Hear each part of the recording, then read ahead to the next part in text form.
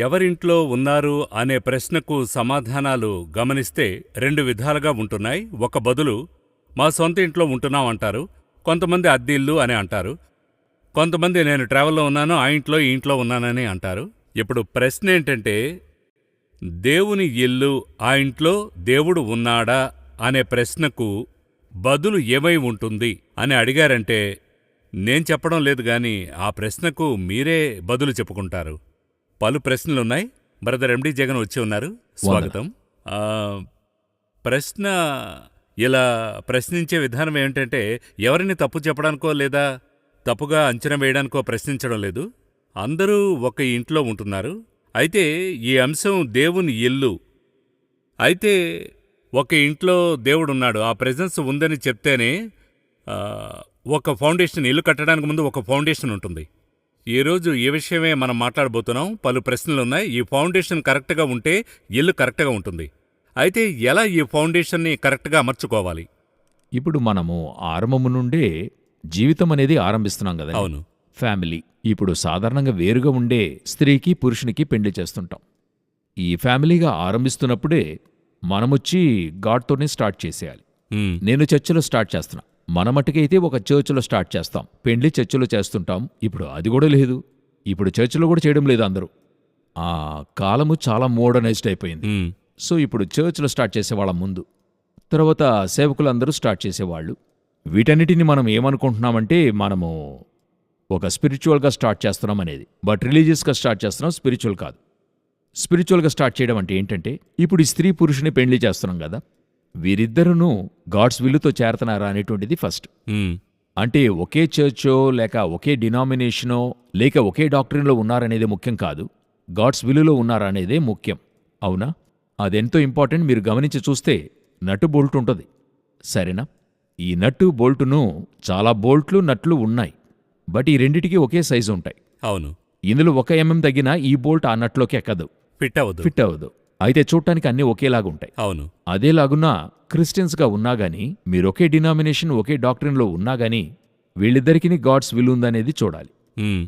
పలు సమయాల్లో అది చూడటం లేదు. ఇదియే మరి నేను అనుకునేటువంటిది ఒక అతి ముఖ్యమైన ఫౌండేషన్. దేవుడు జతపరిచినవారు, దేవుడు జతపరిచింది. తగిన సహకారిని దేవుడు ఏర్పరచాలి. ఈరోజు ఈ తగిన సహకారిని నేను నా చిత్తంలో ఉంచుకొని దేవుణ్ణి ఏర్పరచమంటున్నా. ఇక్కడే ఆ పొజిషన్ చదువంతా వస్తుంది. డాక్టర్నే చేసుకోవాలి, అలా ఎన్నో ఉన్నాయి. మరి సాధారణంగా చూడటం అన్నది తప్పు కాదు. అయితే ఏది చూడాలో అది చూడకుండా మనది చూడటమే తప్పుగా ఉంది. ఏది మెయిన్గా చూడాలంటే స్పిరిచువాలిటీని మెయిన్గా చూడాలి. స్పిరిచువాలిటీని చూసి ఇవన్నీ కొంత తక్కువైనా కానీ సమస్య లేదు.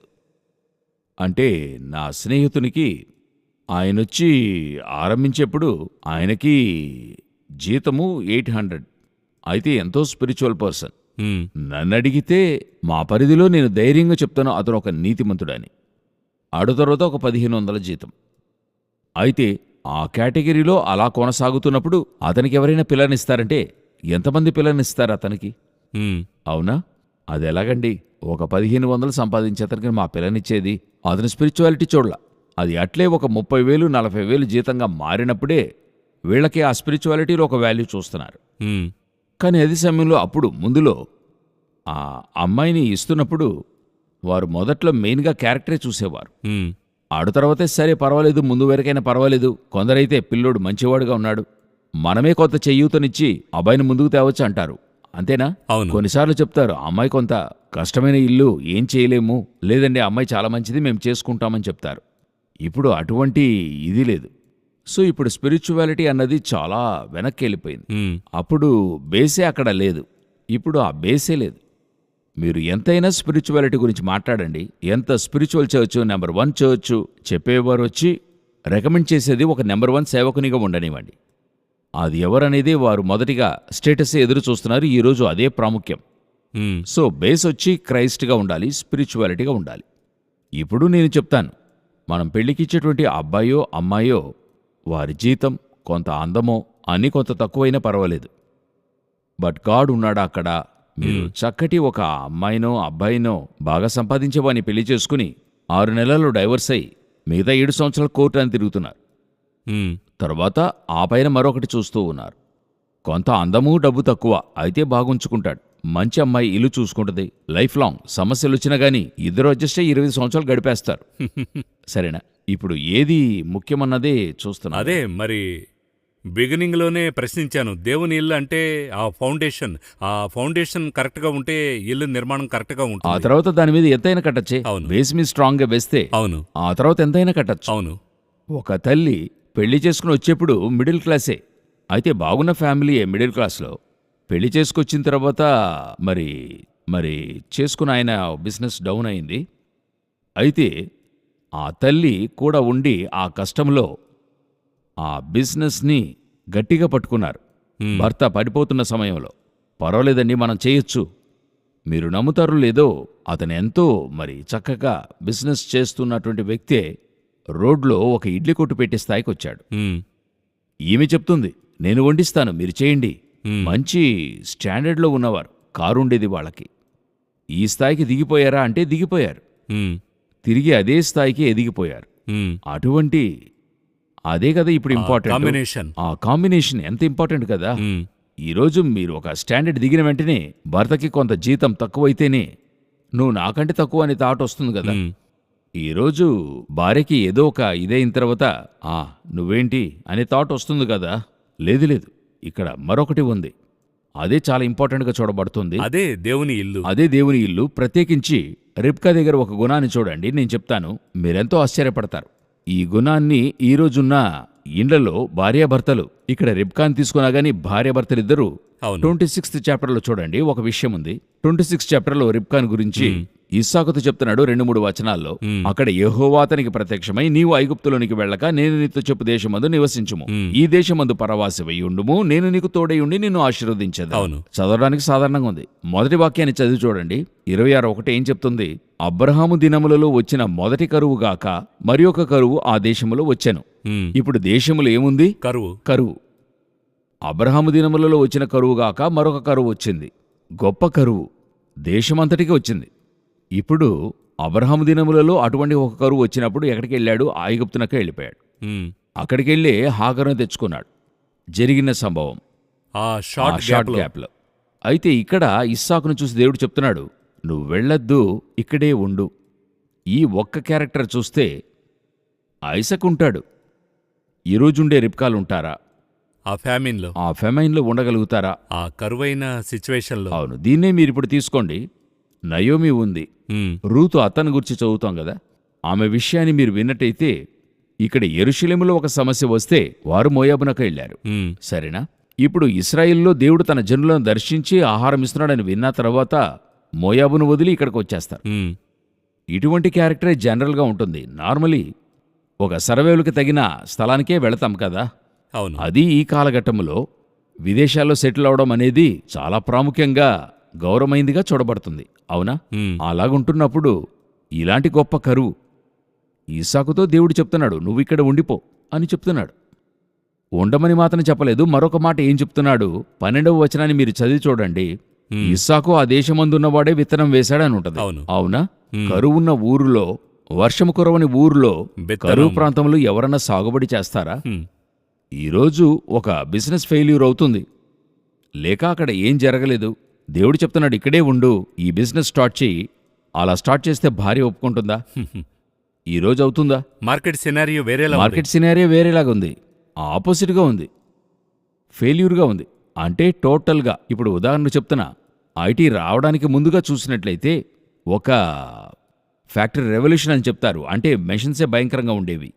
ఆ ఐటీ వచ్చిన తర్వాత మెషిన్స్ యొక్క ఇది తక్కువైపోయింది. అవునా? ఆ మెషిన్స్ తక్కువై ఐటీ వచ్చినప్పుడు అందరూ ఎక్కడికి ట్రాన్స్ఫర్ అయ్యారంటే ఐటీ సెక్టార్కి ట్రాన్స్ఫర్ అయ్యారు ఎక్కువగా. ఆ కాలంలో ఒక పెద్ద మెషిన్ పెట్టి ఒక పని చేయమని చెప్తున్నప్పుడు ఇంట్లో ఉండేవారు ఏం చెప్తారు? ఏంటండి సినారియో ఎలా ఇలాగుంది, ఆలోచించి చేయండి. కానీ ఈ స్థలంలో రిబ్కా యొక్క అడ్వైసే మీరు చూడలేరు. చూడండి, రిబ్కా ఆపినట్టు ఉండదు, ఏది చెప్పినట్టుగా ఉండదు ఈ స్థలంలో. ఈ అధ్యాయంలో 2 ముఖ్యమైన విషయాలు జరుగుతాయి. ఆ 2 విషయాల్లోనూ రిబ్కా యొక్క ఇంటర్ఫియరెన్స్ ఉండదు. నేను చెప్తున్నాను, అదొచ్చి వారిచ్చినటువంటి పర్మిషన్ అని చెప్తాను. ఒక ఫెయిల్యూర్ అయిన స్థలములో ఒక బిజినెస్ చేస్తున్నాడు భర్త. ఆ రోజు ఆ ఊరే డ్రాబ్యాక్. అలాంటప్పుడు ఆ భార్య ఎటువంటి ఒక పాత్ర పోషించింది? అది మాత్రమే కాకుండా ఆ స్థలంలోనే విత్తనం వేయమంటున్నాడు. దేవుడు దేవుడు విత్తనం కూడా చెప్తున్నాడు. వేశాడు. అందులో గొప్ప విషయం ఏంటని అడిగితే తర్వాత 10 సంవత్సరాల తర్వాత జరిగిన సంభవం కాదు, ఆయన విత్తనం నాటింది. వాక్యం చెప్తుంది ఆ సంవత్సరము 100 ఫలము పొందెను. ఆ 12th వర్స్లో ఇన్ ద సేమ్ ఇయర్, కరువున్న సంవత్సరంలోని. ఇప్పుడు ఈ స్థలములో రిబ్కా యొక్క ఒక హెల్ప్ లేకుండా ఇది చేయగలమా? ఖచ్చితంగా పార్ట్నర్ హెల్ప్ అవసరం. అవునా? నా అవును. బిజినెస్ లో ఒక కుప్పకూలే పరిస్థితిలో ఉన్నప్పుడు ఎవరూ నాకు విరోధంగా ఉన్నా గానీ నా ఫ్యామిలీ నాతో కూడా ఉంటే నాకదే వేరు. కరెక్ట్. నోవా జీవితంలో అదే నోవా చూస్తున్నాం. జీవితంలో అదే చూస్తున్నా. Family is very important. కూడా హెల్ప్ చేయడం. నేను చెప్తున్నా మినిస్ట్రీ కూడా సరే, ఒక ఫ్యామిలీ కూడా హెల్ప్ చేసి వచ్చేటువంటి మినిస్ట్రీ యొక్క సక్సెస్కిని, ఫ్యామిలీ హెల్ప్ లేకుండా ఒక వేరుగా ఉండి సక్సెస్ చేసే మినిస్ట్రీకిని ఎంతో డిఫరెన్స్ ఉంది. ఉమ్, నేనేం చెప్తానంటే ఎవరో ఒకరు రక్షింపబడలేదు, సేవలో ఉన్నాం. పరిగెత్తేప్పుడు ఇద్దరు కలిసి కూడా పరిగెత్తడంలో అవును. ఒక స్పీడ్ ఉంది. ఒకరినెత్తుకుని పరిగెత్తడం అనేది ఇంకా స్పీడ్ ఆ స్పీడ్ వేరే కదా. వేరే. ఈరోజు అదే జరుగుతుంది పలు చోట్ల. బయట ఒక ఉంటుంది. విషన్ ఉంది ఉమ్, భర్తకి, ఆ విషన్ ఏ భార్య అంగీకరిస్తుంది? భార్యకు ఒక విషన్ ఉంది, అది ఎంతమంది భర్తలు అంగీకరిస్తున్నారు? ఈరోజు లేదు కదా. అప్పుడు ఈ స్థలంలో మీరు రిబ్కా యొక్క పార్ట్ని యోచించి చూడండి. ఒక ముఖ్యమైన చాలా part. ముఖ్యమైన పార్ట్. ఇప్పుడు ఆమె వచ్చి రాహేల్ లాగనో, లేక నయోమి లాగనో, లేక యోబు యొక్క భార్యలాగనో దేవుని దూషించి మరణము కమ్మని చెప్పినట్టుగా, లేక ఈ చోట మనం ఎందుకున్నామని అడిగినట్టయితే అతని పరిస్థితి ఏంటి? ఉమ్, అతనక్కడ క్షీణించడానికో లేక డెసిషన్ యోచించడానికి అవకాశం ఉంది. అవును. ఇప్పుడు దేవుడు అబ్రహాంతో చెప్పిందొచ్చి షారా ద్వారా బిడ్డ. అయితే షారా వచ్చి చెప్తుంది హాగర్ ద్వారా బిడ్డను కనివ్వమని చెప్తుంది. ఇప్పుడు భార్య యొక్క మాటనే తను వింటున్నాడు. ఉమ్, వాక్యం స్పష్టంగా ఉంది. అందువల్ల దేవుడు తిరిగి చెప్తున్నప్పుడు వెళ్ళి భార్య మాట వినమంటాడు. ఉమ్, అందరూ వేరే విధంగా అనుకుంటారు. దేవుడే చెప్పాడు. అది ఎందుకు చెప్పాడంటే ముందుగా భార్య మాటే కదా విన్నావు, ఇప్పుడు నా దగ్గరికి ఎందుకు వస్తున్నావు, తిరిగి ఆమె మాటే విను అని అంటాడు. సో ఆ విధంగానే ఈ చోటలో వచ్చి రిబ్కా వచ్చి ఇస్సాకుకి ఇచ్చిన సపోర్టు అపరిమితమైనది. ఉమ్, ఫెయిల్యూర్లో సరే, ఇది నెంబర్ 1. ఇది ఇలాగుందా? తర్వాత మీరు చూడండి, ఇది ఏ భార్య సహిస్తుందో చూడండి. ఇప్పుడు అతను ఐశ్వర్యవంతుడయ్యాడు. అవును. 13వ వచనం నుండి అవును. అతను ఏమయ్యాడని చూస్తే ఐశ్వర్యవంతుడయ్యాడు, ఆస్తికర్త అయ్యాడు. ఉమ్, అయితే వాక్యం చెప్తుంది 15, 16, 17 వచనాలలో ఉమ్, ఆ రోజుల్లోనైతే ఇప్పుడు ఈ రోజు మనకున్నటువంటి ఇల్లుల్లాగా ఆ రోజుల్లో వాళ్ళకి ఇల్లు లేవు, గుడారాలే. ఉమ్, అందరూ టెంట్లో ఉండేవారు. అవును. అయితే ఆ రోజుల్లో వారికి ఉన్న ఆస్తులు ఇంపార్టెంట్ ఏంటంటే వారు త్రవ్వే బావులు. ఆ నీటి బావి వారికి చాలా ఇంపార్టెంట్. అదే వాళ్ళకైనవి యాకోబు బావి. ఇలాగే ఉంటుంది బైబిల్లో. అప్పుడు ఈయన తండ్రి ఆస్తిని వదిలి వెళ్ళాడు. అబ్రహాం బావిని త్రవ్వి ఉంచాడు. ఆ బావులను కూడా విరోధులే క్లోజ్ చేశారు, మూసేశారు. మూసేశారు. ఉమ్, తర్వాత ఈయన ఒక బావి త్రవ్వుతున్నాడు. ఉమ్, ఆ బావిని వారు తీసేసుకుంటున్నారు. ఇంత జరిగినా గాని ఈయన ఒక మాట మాట్లాడ్డు. లాస్ అవుతూనే ఉంది. లాస్ అవుతుంది, లాస్ పైన లాస్ వెళుతూ ఉంది. ఒకటి తండ్రి ఇది ఆయన చేర్చిపెట్టిన ఆస్తి పోతుంది, ఇంకొకటి ఈయన సంపాదించిన ఆస్తి పోతుంది. పోతుంది. ఇక్కడ భార్య రెస్పాన్స్ ఏంటి? ఉమ్, ఈరోజు ఇది ఏ భార్య సహిస్తుందని మీరు అనుకుంటున్నారు? అదేంటి? మీ తండ్రి ఉంచి వెళ్ళింది పోగొట్టుకున్నారు, మీరు సంపాదించింది పోగొట్టుకున్నారు. ఇప్పుడు ఎలాగ ఈ కుటుంబాన్ని నడిపిస్తారనేది కదా నెక్స్ట్ క్వశ్చన్ వస్తుంది. అవును. అయితే ఎక్కడ కూడా ఆమె ఎక్కడ వారు complaint కంప్లైంట్ చేయలేదు. చేయలేదు, చూసారా? ఉమ్, ఆ స్థలములో డిస్కరేజ్ చేసే ఓడో లేకపోతే ఏంటండి ఇలాగున్నారు, వెళ్ళి మాట్లాడండి, ఎక్కడా ఆర్గ్యూ చేయడు. రెబెకా వచ్చిన విధానమే ఒక యునిక్గా ఉంది. ఆమె స్పిరిచువల్ మూవ్గా ఈమె సెన్స్ చేస్తూ ఉంది. ఏదో ఒక కారణానికి నేనిక్కడికి వచ్చాను, పెళ్లి కుమారుని చూడలేదు, అంతేకాకుండా అబ్రహాం దాసుడు వచ్చి చెప్పారని వచ్చేసింది. వచ్చి ఫ్యామిలీలో ఇంత గొప్పదైన డిసాస్టర్ జరుగుతోంది. అవును. వీళ్ళేం చెప్పి తీసుకొచ్చారంటే డబ్బు గలవాడనే ఆ, తీసుకొచ్చారు. ఇప్పుడంతా అయిపోయింది. ఇప్పుడు అన్ని పోతున్నాయి చేయబదిలి. తిరిగి నేను మా తండ్రి ఇంటికి వెళతానని చెప్పవచ్చు. ఎన్ని అలా జరిగాయి. సమీపకాలంలో బిజినెస్ మ్యాన్ యొక్క బయోగ్రఫీలో ఆయన రాసుకుంటూ వచ్చాడు, నా కన్ని కూడా నా యొక్క భార్య అని చెప్పాడు. నాకెంతో ఆశ్చర్యంగా ఉండింది. పెద్ద బిజినెస్ మ్యాన్ ఏంటి చెప్తున్నాడని చూస్తే, ప్రారంభిస్తున్నప్పుడు అందరూ కూడా ఈ బిజినెస్ వద్దు అలా చెప్పినప్పుడు ఆమె మాత్రం ఏమనింది, ఆమె గాజులను తీసిచ్చి ఇది ఉంచి స్టార్ట్ చేయండి, చూసుకోవచ్చు. ఏంటి పోతే 2 గాజులే కదా, వాటిని మనం ఫేస్ చేద్దామని చెప్పింది. ఈ విధంగా ఎంతో మంది యొక్క దీనికి ఆ ఫౌండేషన్కి వచ్చి భార్య కారణంగా ఉండింది. అట్ ది సేమ్ టైం ఎంతో మంది పడిపోవడానికి భార్య ఏ విధంగా ఉండింది. కారణమే ఉంది. ఎన్నో రాజ్య భారాలన్నీ భార్యల వల్ల కనబడకుండా పోయాయి. ఇప్పుడు ఈ కార్యాన్ని మీరు చూడండి. ఒక దేవుని యొక్క ఇంటిలో ఒక భార్య యొక్క భాగము, ఒక పార్ట్నర్ యొక్క భాగమని చెప్పుకోవచ్చు. బుద్ధిగల స్త్రీ. బుద్ధిగల స్త్రీ. ఇప్పుడు ఈ స్థలములో ఇతనికి ఏంటి అవసరమని చూసినట్లయితే అడ్వైస్ కాదు, కంఫర్ట్. ఉమ్, అక్కడ అతన్ని కన్సోల్ చేయాలి, ఆ చోట కూర్చుని. పర్వాలేదు, పోనీ, ఇదే కదా మనకిప్పుడు నీడ్ ఆఫ్ ద హవర్ ఇప్పుడు అదే కదా. ఎందుకంటే వరల్డ్ ఫుల్గా లే ఆఫ్ అవుతూ ఉంది. సమీపంలో కరోనా పీరియడ్లో ఒక ఇన్సిడెంట్ చదివాను. ఆ ఇన్సిడెంట్లో అతను వచ్చి సూసైడ్ చేసుకుని చనిపోయాడు. ఉమ్, ఎందుకు చనిపోయాడు అని చూస్తే అతను ఒక మంచి ఐటీలో ఉండాడు. ఐటీ కంపెనీలో పనిచేస్తూ సడన్గా జాబ్ పోయింది. వెళ్ళిన తర్వాత ఇల్లు ఉంది, కానీ అతని ఆలోచన, ఇక నా పిల్లలు ఇక ఏం చేయలేరు, ఉమ్, ఇదేలాగా ఒక గొప్ప రెప్యూటెడ్ స్కూల్లో నేను చదివించలేను, ఉమ్, ఎందుకంటే ఫీజు మాత్రమే పలు లక్షలు కట్టాలి, కుదరదు. సో ఈఎంఐ ఉంది, అన్నీ ఉన్నాయి, నా వల్ల కుదరదు. భార్య పిల్లలను ఇక నేను ఆ స్టాండర్డ్లో ఉంచలేను, వారు కష్టపడటం నేను చూడలేను ఉమ్, అని చెప్పి అతను సూసైడ్ చేసుకోవడం అయింది. ఉమ్, ఇప్పుడు ఇతను ఇలాగుంటున్నప్పుడు ఇది ఒక్కరోజు జరిగిన సంభవంగా ఉండదు. అవును, ఒక సీక్వెన్స్ ఉంది. సీక్వెన్స్ ఉంది కదా, జాబ్ పోయిన దగ్గర నుంచి ఉంది కదా. అవును. ఇప్పుడు అతనికి ఆ చోట ఏది అవసరమై ఉంటుందని చూసినట్లయితే ఎంకరేజ్మెంట్ అండ్ కంఫర్ట్. ఆ ఫ్యామిలీ యొక్క ఎంకరేజ్మెంట్ అండ్ కంఫర్ట్. లేదు, పర్వాలేదు, ఉండనివ్వండి. ఇప్పుడు ఏంటి ఇప్పుడు ఏంటి అయిపోయిందని మీరు అసలు ఏమీ అనుకుంటున్నారు? లేకుండా వచ్చాం కదా. ఆ, తిరిగి అన్నిటినీ సంపాదించుకోవచ్చు, తీసుకురావచ్చు. ఉమ్, గాడ్ వల్ల కన్ఫర్మ్ గా తీసుకురాగలడు. ఇప్పుడు చూడండి, కరువున్న దేశంలో విత్తనం వేసి 100 ఆశీర్వాదం పొందాడు. అప్పుడు దేవుడు కరువున్న దేశంలోనూ ఆశీర్వదించడానికి శక్తిమంతుడు. ఎడారిలోనూ మన్నాను తీసుకొస్తాడు. He is almighty. Almighty God, sovereign God, so he can do whatever it may be. Um, నేనెప్పుడు కూడా ఆ వర్డ్ని ఎంతో గ్రహిస్తాను. సర్వశక్తిమంతుడైనది. ఉమ్, అటువంటి గాడ్ మనకి చేస్తాడు. ఈ కంఫర్ట్ కావాలి కదా. ఉమ్, సో ఈరోజు అనేక మంది ఫ్యామిలీస్లో దేవుడు ఉన్నాడు, అయితే అది దేవుని యొక్క ఇల్లుగా ఉందా? కొన్నిసార్లు చెప్తారు చూడండి, ఈ ఇంట్లో నేను ఉంటున్నా, అయితే ఇది నా ఇల్లు కాదు, వాళ్ళిల్లు అంట. అవును, అవునా? అవును. ఆ విధంగానే అనేక మంది క్రైస్తవ గృహాలు ఉన్నాయి, బట్ అది దేవుని యొక్క ఇల్లుగా ఉందా? ఈ స్వభావము అక్కడ ఉండాలి. ఉమ్, క్రైస్ట్ తీసుకోండి, మనము అనేక సార్లు ఫెయిల్యూర్స్లో ఉంటున్నప్పుడు క్రైస్ట్ లేకుండా ఉంటే మనం ఏమై ఉండేవాళ్ళం? ఉమ్, క్రైస్ట్ వచ్చి, నాకు చాలా ఇష్టమైన ఒక సంభవం ఏంటంటే, పేతురు తృణీకరిస్తాడు. తృణీకరించిన తర్వాత ఇప్పుడు ఈయన ముందుగానే చెప్పాడు, నువ్వు నన్ను తృణీకరిస్తావు, ఇవన్నీ కూడా జరిగాయి. ఒకచోట ఈయన పేతురుని చూస్తున్నాడు, దూరం నుండి చూస్తే ఇతను ఏడుస్తుంటాడు, అయ్యో ఇలాగ చేశామే, అవన్నీ కూడా ఓవర్ అయిపోయింది. తిరిగి ఈయన పేతురుని మీట్ చేస్తాడు. ఉమ్, మీట్ చేస్తున్నప్పుడు ఎవ్వరైనా కానివ్వండి, అది తండ్రి కొడుకులే కానివ్వండి, ఒక క్వశ్చన్ అడుగుతాడు అవును, కదా, ఏంటి ఇలా చేసావు అని. ఎందుకు అలాగా చేశావు? ఇలాగపోతే ఏంటి, నేనే నీకు చెప్పాను కదా చెప్పినట్లే చేస్తావని. చేశావు. చెప్పినట్టు చేసావే, ఇలా కదా చెప్తాం. నీ బుద్ధిని చూపించావు. Not even a single word అక్కడ క్రైస్ట్ అడగాడు. చాలా జెంట్లుగా హ్యాండిల్ చేశాడు. భయంకర జెంట్లుగా హ్యాండిల్ చేసి తర్వాత చెప్తాడు, బాధ్యత ఇస్తాడు, నా గొర్రెలను మేపుము.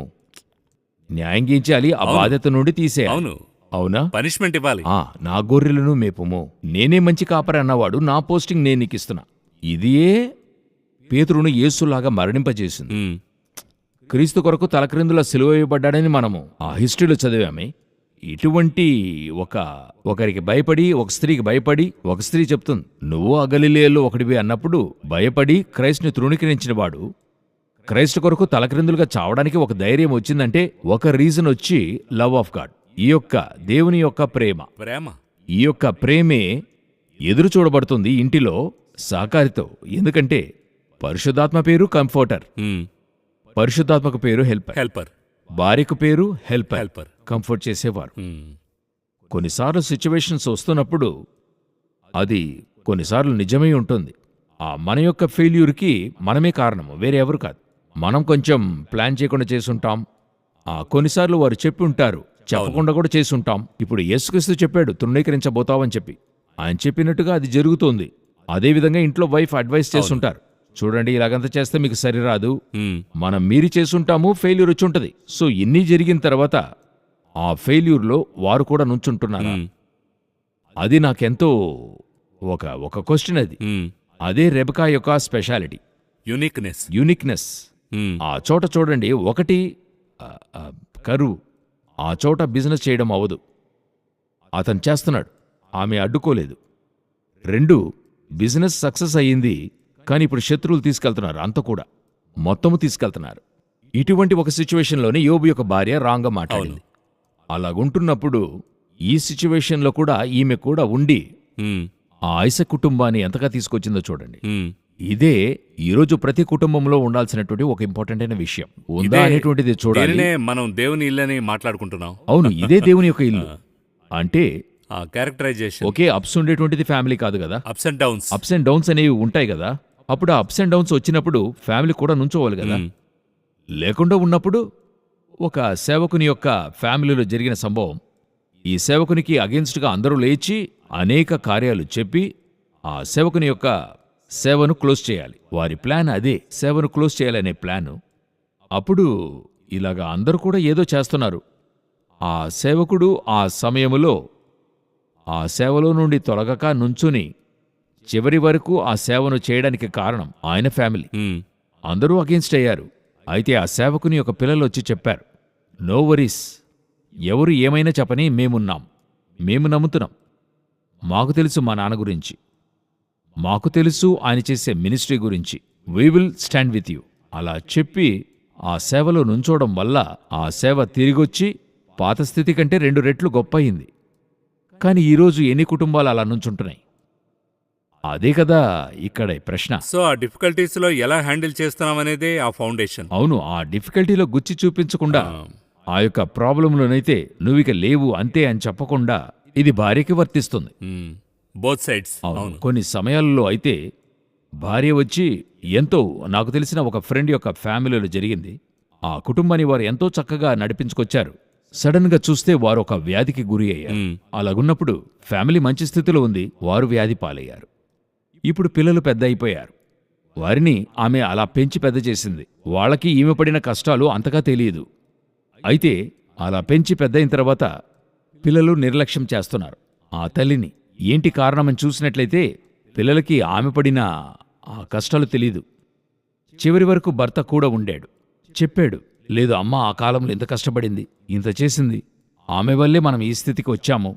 అలాగని ఒక సిచ్యువేషన్ వచ్చినప్పుడు హస్బెండ్ వైఫ్తో నుంచోవడం అవసరమయ్యింది. ఒక సిచ్యువేషన్ వచ్చినప్పుడు హస్బెండ్తో వైఫ్ నుంచోవడం అవసరమయ్యింది. ఇప్పుడు ఈరోజు అనేక చోట్ల ఏమైందంటే అనేకులతో మాట్లాడినప్పుడు చెప్తున్నారు, ఆయన సంపాదించే శాలరీ ఆయనకి, నేను సంపాదించే శాలరీ నాకు, అది మీరు అడగకూడదు, నేను మిమ్మల్ని అడగను. ఇది ఎలాగా సరిగ్గా ఒక ఉంటుంది. మాంసముగా ఉండబోతుంది? ఇదెలా దేవుని ఇల్లుగా ఉంటుంది? ఈరోజు పలు సమయాల్లో పలు కుటుంబాల్లో ఇటువంటి సిచ్యువేషన్స్లోనే నలిగిపోతుంది. క్రీస్తు ప్రేమ ఇక్కడ నుంచుంటున్నప్పుడు బోత్ సైడ్స్ ఫెయిల్యూస్ వచ్చినప్పుడు ఒకరికొకరు సహాయపడాలి. నుంచోండి, మీ తండ్రి పడితే కూడా నుంచోండి, తల్లి పడితే నుంచోండి. పిల్లలు కొన్నిసార్లు ఇదే ఫెయిల్యూస్ ఎదుర్కొంటారు. మరి కొన్నిసార్లు ఎగ్జామ్స్లో మార్కు రావు. కొందరిని చూస్తే అంతే, అయిందా, దీని తర్వాత ఏం చేస్తావు, మూటలెత్తుతావా, అడుక్కుంటావా, గొర్రెలు మేస్తావా, ఆవులు తోలుతావా, అయ్యి సరే రాలేదు. ఒకరికి క్రికెట్ ఆడడం అవుతోంది, ఒకరికి మ్యూజిక్ వేయడం అవుతోంది, ఒకరికి చదువు వస్తుంది, రైట్, ఓకే, నీ పిల్లుడికి అది రాలేదు, మరొకటి వస్తుంది కదా, ఏదో ఒకటి వస్తుంది ఏదో కదా. ఒకటి వస్తుంది కదా. నేను ఇది ప్రజల్లో పాజిటివ్గా అడుగుతున్నా. మీరు నేను బాగా చదివి ఈ స్థలానికి వచ్చి కూర్చున్నామా? అయ్యయ్యో, అవన్నీ మాట్లాడాలంటే చాలా కష్టంగా ఉంటుంది. ప్యూర్లీ గాడ్స్ గ్రేస్ అది. చదువు వద్దని చెప్పలా, తిరిగి అవునవును. చెప్తాను, రాని వారికి చెప్తున్నాను. కొందరికైతే రాదు, వారేం చేయగలరు? వారి దగ్గర లేదే. చేపను తీసుకొచ్చి తిమింగళంతో పోటీ చేయమంటే పోటీ చేయగలదా? అక్కడ తను ఎంత ఫేస్ చేయగలడో అంతే చేయగలడు. అయితే ఆ వ్యక్తికి, ఆ పర్సన్ కి ఒక గిఫ్ట్ ఉంది, ఉంది, ఒక విషయం ఉంది. వాడు పైకి రావడానికి దేవుడు ఒకటి ఇచ్చి పెట్టుంటాడు. అవును. దేవుడు అది ఉంచాడు. మనం వెంటనే అంతే పోయింది, నువ్వు జీవితంలో ఏం చేస్తావు, మూటలే మోస్తావు. వాడికి నిజంగానే భయం వచ్చేస్తుంది, అప్పుడు మనం ఫ్యూచర్ ఏం చేయబోతున్నాం అనేది. అటువంటి సమయంలోనే అక్కడ నుంచోవాలి, ఫ్యామిలీ నుంచోవాలి, అది యోచించాలి. సరే, వీడికి చదువు రాలేదు, వీడికి ఇంకేం వస్తుందో చూద్దాం, అందులో ఎంకరేజ్ చేసి తీసుకురావాలి. అలా తీసుకొచ్చిన తల్లిదండ్రులు ఎంతో మంది ఉన్నారు. మోటివేట్ చేసేవారు. మోటివేట్ చేసి అందులో తెచ్చి వాడు చదువులో సాధించేదానికంటే మరొక దానిలో సాధించిన వారు ఎంతో మంది ఉన్నారు. అదేలా రెండు వైపులా ఉన్నారు. మోటివేట్ చేస్తున్నప్పుడు దీన్ని స్వీకరించి ఆ మూవ్లో ఉండాలి ఖచ్చితంగా. అవును. కొంతమంది అందులోనే మరలా కొరతలు చూపిస్తూ ఈ సైడ్ గమనిస్తే మోటివేట్ చేసిన అదే చెప్తున్నా, రెండు వైపులా కూడా ఉంది. బోత్ సైడ్స్ ఉంది. అయితే ఏంటి అవసరం అంటే, నేను కొంచెం ఆనుకున్నప్పుడు నాకొక ప్రోత్సాహం అవసరమైంది. అవును, అందుకోసమే దేవుడు ఫ్యామిలీని మెయిన్ గా ఇచ్చాడు. కరెక్ట్. భర్త పడినా సరే, భార్య పడినా సరే, పిల్లలు పడినా సరే, ముగ్గురు కూడా, పిల్లలు తల్లిదండ్రులు ముగ్గురు ఒకటిగా కలిసి ఏదో చోట అందరికిని ఒక దగ్గర జరుగుతూ ఉంటది. కొన్నిసార్లు హఠాత్తుగా కాలు దెబ్బతింటది, ఒక 3 రోజులు నడవడం అవదు, కూర్చుని ఉంటా. ఆ 3 రోజులకి నాకు భోజనం టేబుల్కి రావాలి కదా, అందుకే కదా ఉంది. అదేవిధంగా వాళ్ళకి రీకోప్ అవ్వాలి కదా. అవును, సో ఆ విధంగా families are very important in this ఈ సిచ్యువేషన్. సిచ్యువేషన్ అలాగే దేవుని ఇల్లు అని చెప్పినప్పుడు ఎన్ని విషయాలు ప్రాక్టికల్ అయిన విషయాలు ఉన్నాయి. అయితే ఒక ప్రశ్నతో ఈ కార్యక్రమాన్ని ముగించాలని చూస్తున్నాను. రెబెక్కాను గురించి మనం మాట్లాడుతున్నాం. మన ఐసక్ అండ్ రెబెక్కా యొక్క విషయం అయితే అందరికీ ఒక స్టోరీ ఫార్మెట్ ఉంది. ఈమె ఎక్కడి నుంచో వచ్చింది, ఐసక్ చూశాడు, అబ్రహం యొక్క గొప్పతనం, మరో లీనేజ్, అక్కడి నుంచి ఒక గొప్ప చరిత్ర వస్తుంది. ఇవన్నీ చూసాం. అయితే రెబెక్కా అని చెప్తేనే చాలా పాజిటివ్ విషయాలు మాట్లాడుతున్నాం. అయితే కొంతమంది ఒక నెగిటివ్గానే ఒక క్యారెక్టర్ని చూస్తున్నారు. ఎలాగంటే ఆమెకు 2 పిల్లలు, ట్విన్స్. ఇవన్నీ మనం ఇంకా డీప్గా వెళ్ళడం లేదు. ప్రశ్న మాత్రం చెప్తున్నాను, మరో కార్యక్రమంలో తెలియజేయాలని కోరుతున్నాను. మరి రెబెక్కా వచ్చి అబద్ధం ఆడి ఇతన్ని మరి యాకోబును మరి చెప్పి ఇలా చేయాలి, ఈ విషయంలో అబద్ధం చెప్పు, ఎందుకంటే ఏసావు రాకూడదు, ఆ బ్లెస్సింగ్ నీకే రావాలని చెప్పి అక్కడ ఈమె స్కీమ్స్ వేస్తోంది. వారిని ఒక మాస్టర్ ప్లాన్ వేసి ఒక విషయం మదర్గా మొదటి వానికి చేయకుండా రెండవ వాని పైన పక్షపాతంగా ఉన్నారు. దానికే భర్తని ఏం మార్చారు? అవును, అలాగని సరేనా? అవును, దీనికైనా జవాబును నేను మీకు చెప్తాను. అవును, అదే ప్రశ్న. ఈ ప్రశ్నకు మనం డీప్గా వెళ్ళాలి, ఎందుకంటే ఇది అందరిలో ఉన్న ఒక ప్రశ్న. ఇలాంటి ఒక క్యారెక్టర్ని గమనిస్తే దీన్ని మనం ఎలా ఇంతటి చూడాలి? మంచి క్యారెక్టర్ ని చూశారు, అన్నిటినీ బద్దలు కొట్టేట్టుగా ఒక ఒక విషయం. తల్లికి అవును. ఇంతటి పక్షపాతమా? అవును. చూద్దామండి దాని గురించి. రాబోయే వారం ఈ కార్యక్రమం చాలా ఇంట్రెస్టింగ్గా ఉంటుంది. ఈ కార్యక్రమానికి మీరు వచ్చినందుకు చాలా సంతోషం. వందనాలు.